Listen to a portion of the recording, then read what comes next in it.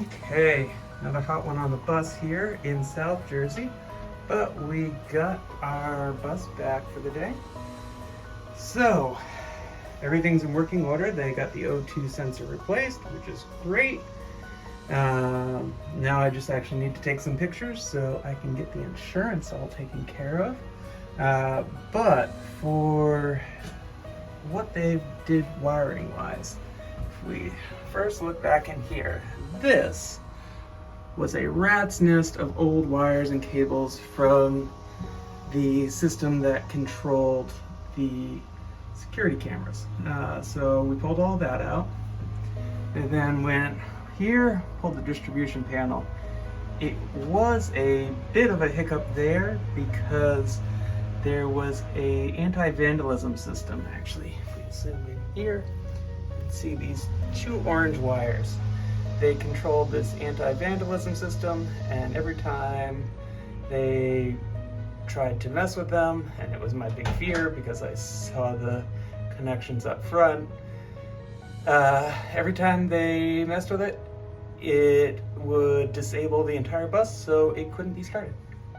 So that obviously had to be dealt with, and it was a little beyond my expertise, so we brought it into the shop.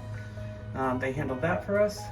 He also went through here and ran all our running lights again so that we don't have a giant mess just dangling down.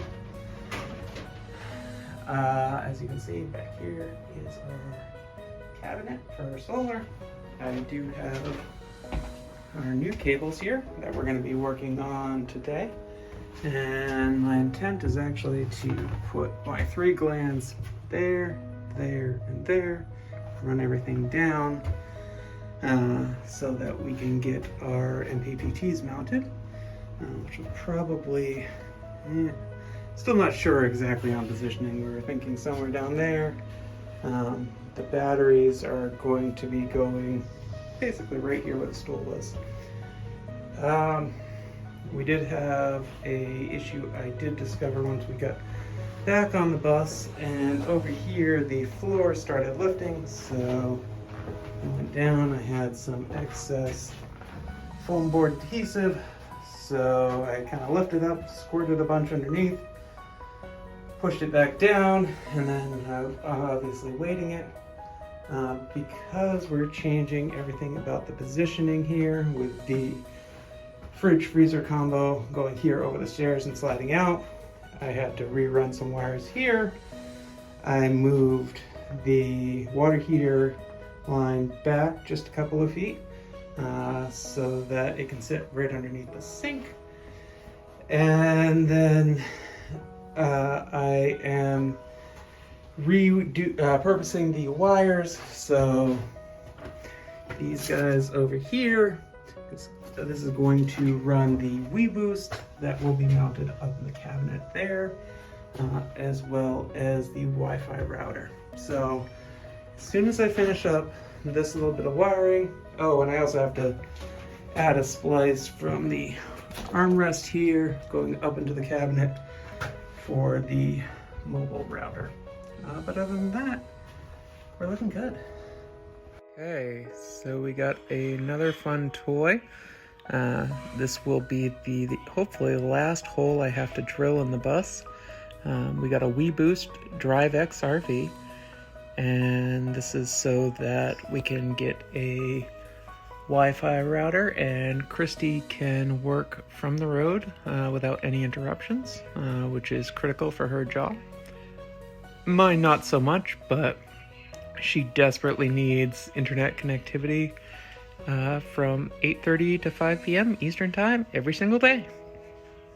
Good morning. So about to start day 2 of insulating the bus.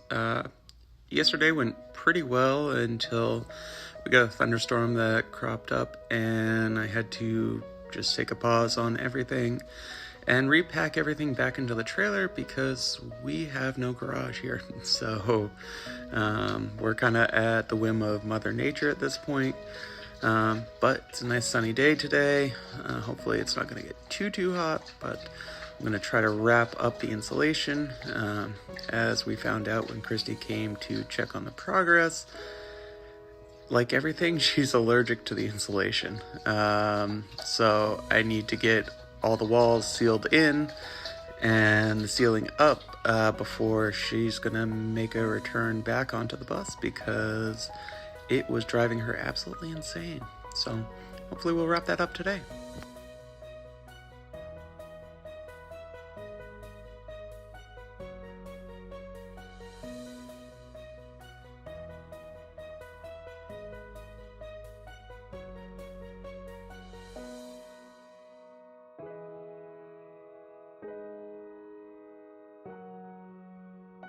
So, I realized I hadn't actually recorded anything today. So, we got this whole side insulated. Still have that to do. I might try to wrap that up tonight. Not 100% sure on that. Obviously, I've got the over the window area still. But we've been trying to figure out this whole bed situation all day at the back wall. So, I started framing this bit here. Obviously, that's all going to get insulated first, but we also built this wall here. The bed is going to sit, the back of the couch bed thing is going to sit at 55.5 inches tall, and the opening for the door is 56 1/4 inches. So there was no point in keeping the door. Obviously, we'll still have different access under the bed, but above that, no. So, working on getting the slides framed up. I already got the back.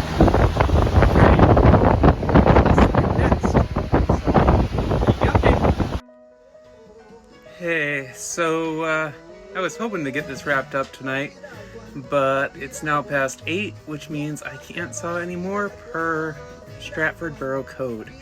So, if you look behind me, can't finish my furring strips because I can't saw anymore. So we're hoping to get that knocked out tomorrow, and then we're going to adjust these bed rails. We're going to bring this up to the level of the window sash. After showing it to Christy, we talked, and she kind of agreed with me that it would be better to have a little bit more underbed storage, and having that pop-up table wasn't as critical. So, got some work to do tomorrow while she and her sister are off at Hershey Park, but a lot of work to do, but it should be fun. Okay, so I want to give everyone a tour of what we've been doing. So, as you can see, I've got some windows open, some that are blacked out. We've decided we're going to do partial window deletes.